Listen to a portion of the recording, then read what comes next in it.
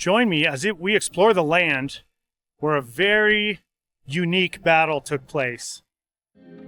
You won't find this story in any history book. There is no monument, no official record, no plaque on the roadside. But out here, in the high desert between Green River and Flaming Gorge, the earth still remembers. Locals call it Red Bluff, a place where the ground once ran dark with blood, and a lie cost an entire cavalry their lives.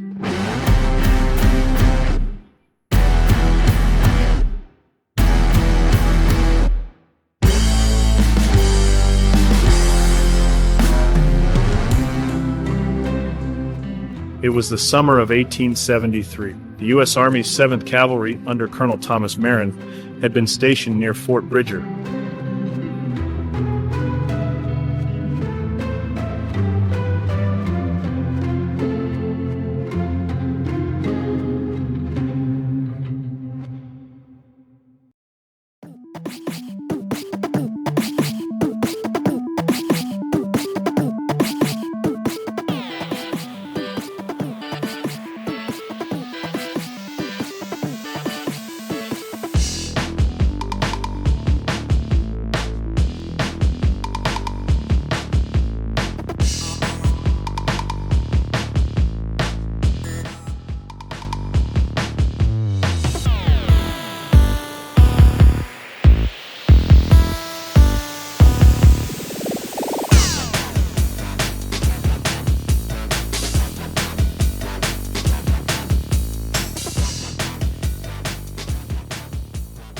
So what happened was, the leader of the fort that was in this area, he gathered a meeting between 3 tribes and themselves.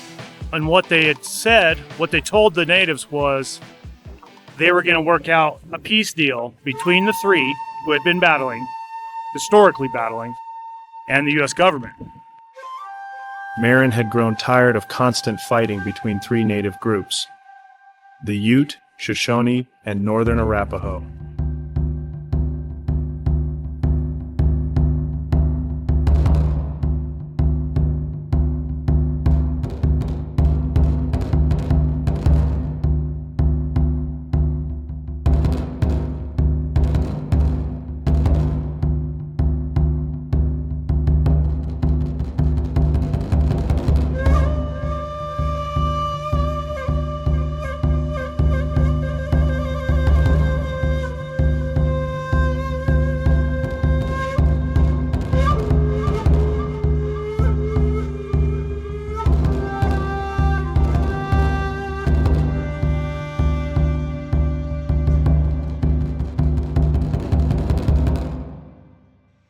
Behind the scenes, Marin saw an opportunity. He believed the tribe's hatred for one another could be used as a weapon, one that would save him bullets and men. So he sent runners to each camp with the same message: a peace meeting, neutral ground. The captain of this group had a bigger plan. He was going to get all 3 tribes in here and watch from a distance as they killed each other.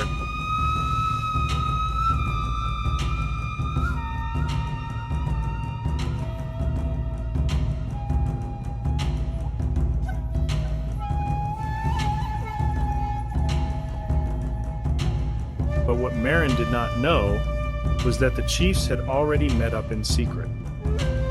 They sat around a small fire the night before, smoke rising through the trees, and agreed on something that would change the story forever.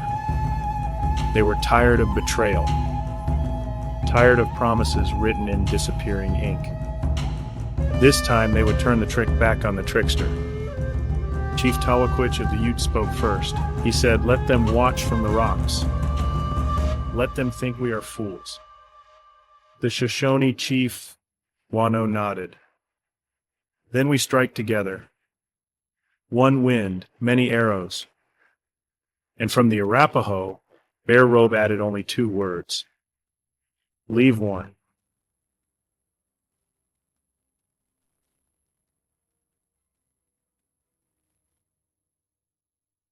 Dawn broke quiet that day. The air held that eerie calm that always comes before something terrible.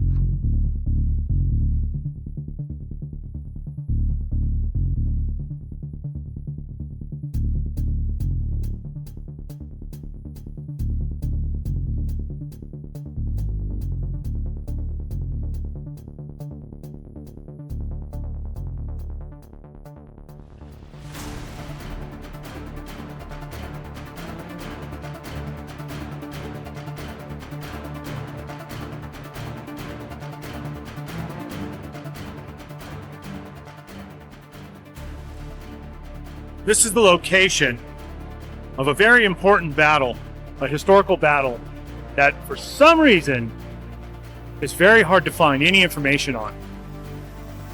I have an inside source that leaks me this information, and these under the radar spots. Well, this particular spot, in between that cliff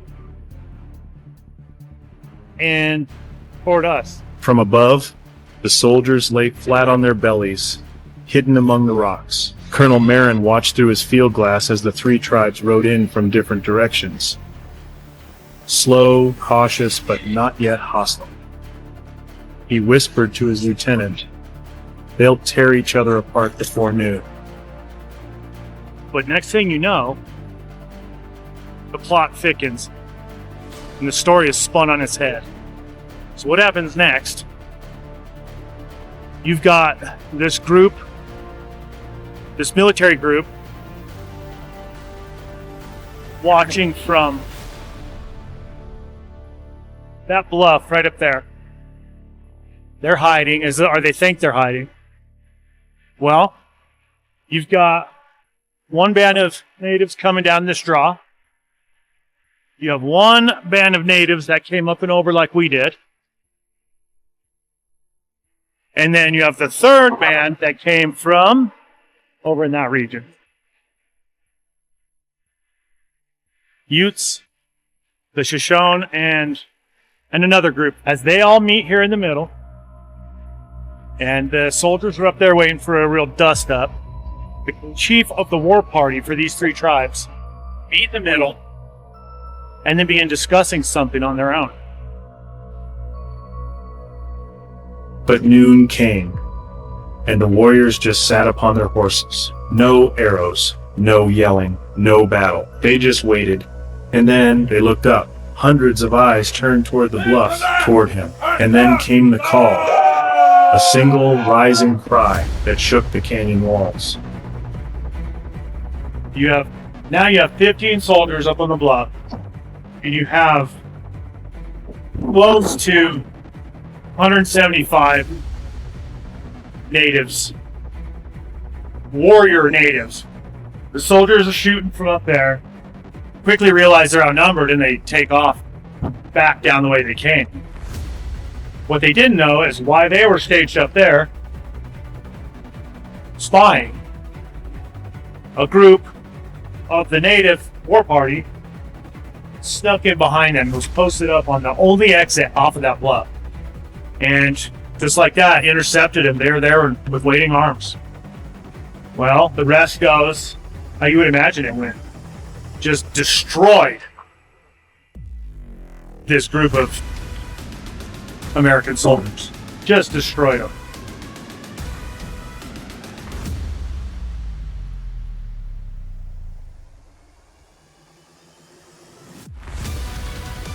Every scalp taken.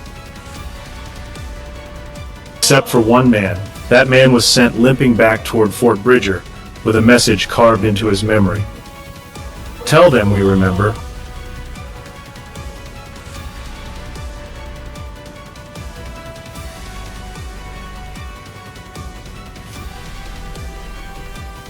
The Army never reported what really happened.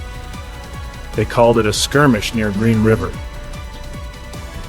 The names of the fallen were lost, the bluff unmarked, and the story buried beneath a century of silence. But the wind still carries whispers here.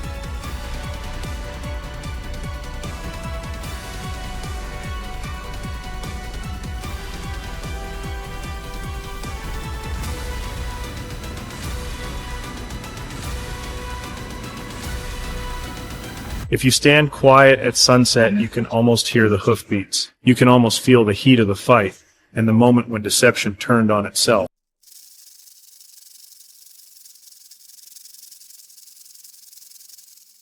This was the Battle of Red Bluff, the day the hunted became the hunters, and history looked the other way.